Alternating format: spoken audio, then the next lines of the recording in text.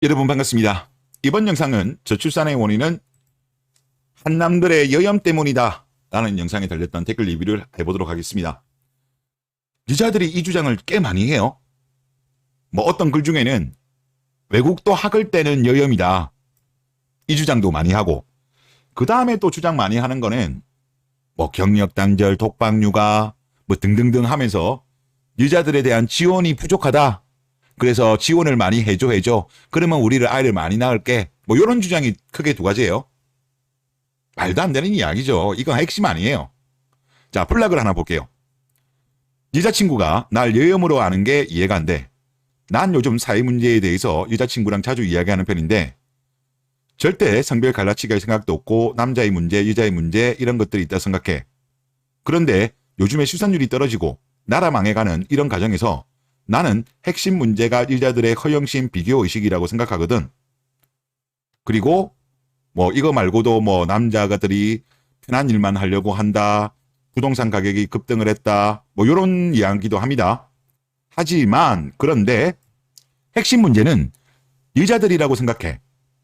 그런데 이거를 여자친구한테 이야기를 했거든.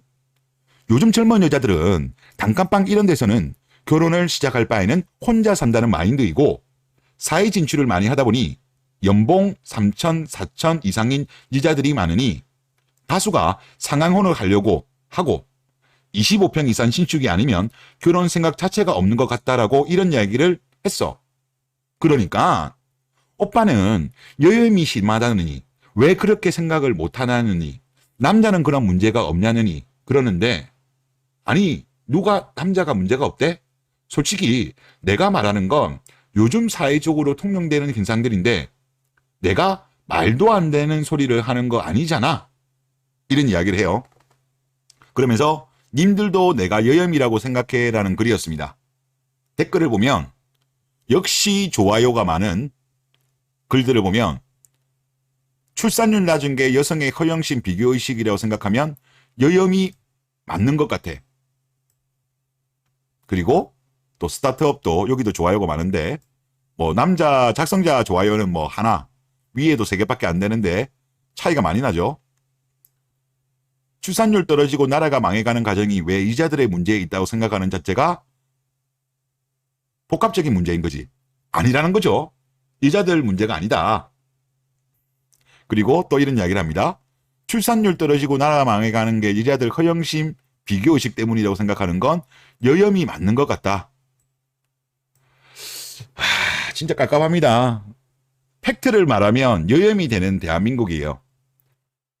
그런데 참 웃긴 게 뭔지 알아요? 여기 내용을 쭉 보다 보면 허영심 비교에 대해서 이자들의 허영심 비교를 비판을 했잖아요. 그런데 여기에 대한 반박은 없어요.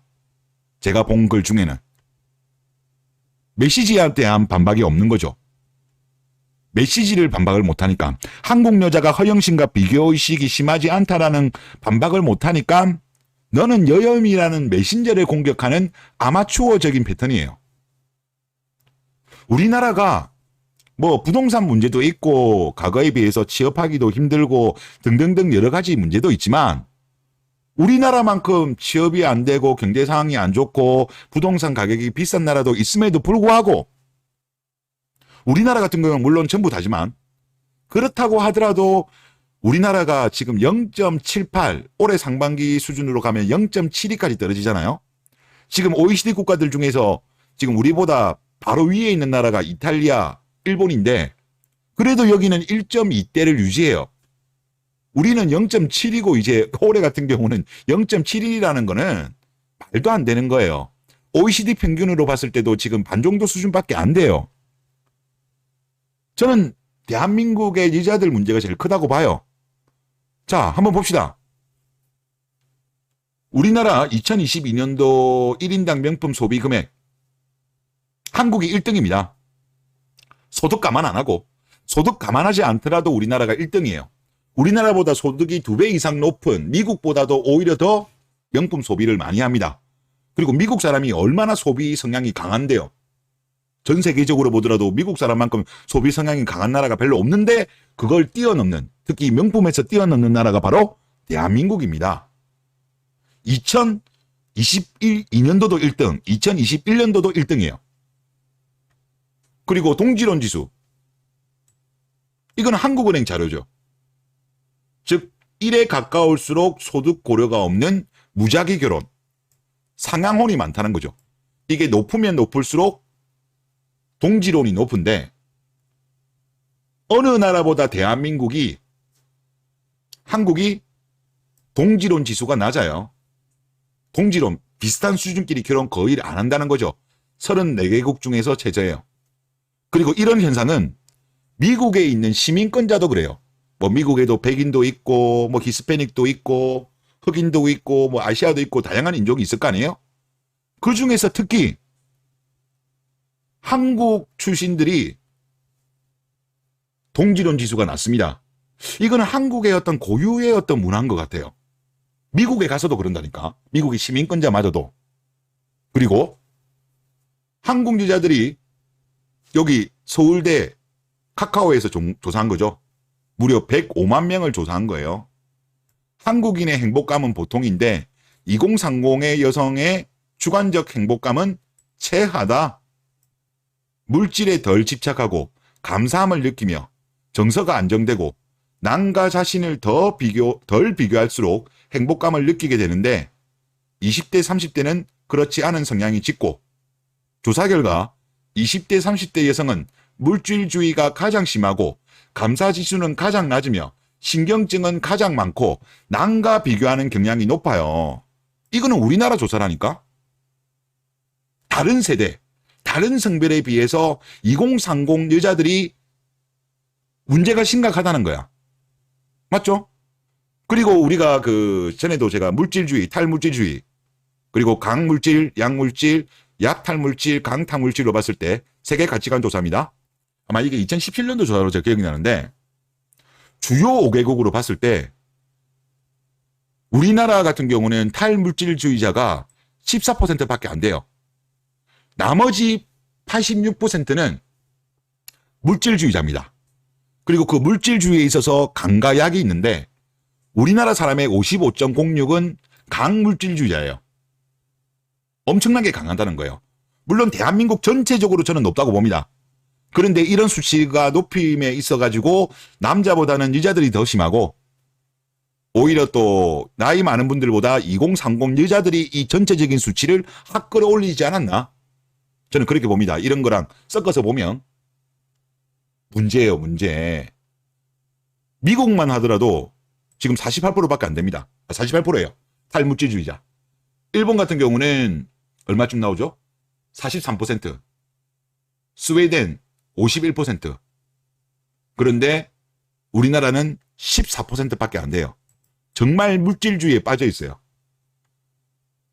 그리고 미국에 있는 퓨 리서치 센터의 여론조사를 보더라도 17개 국가 중에서 한국은 물질적 풍요를 제일 중시하는 나라예요. 14개 국가는 삶에 있어가지고 가장 중요한 것을 가족이라고 생각하는데 우리나라 여자들이 이러니까 남편의 가족인 시부모님에 대해서 그렇게 싫어하는 거잖아요. 시월드, CME, 명절 증후군 이런 이야기가 가족의 중요한 가치에 대해서 터부시하는 거죠.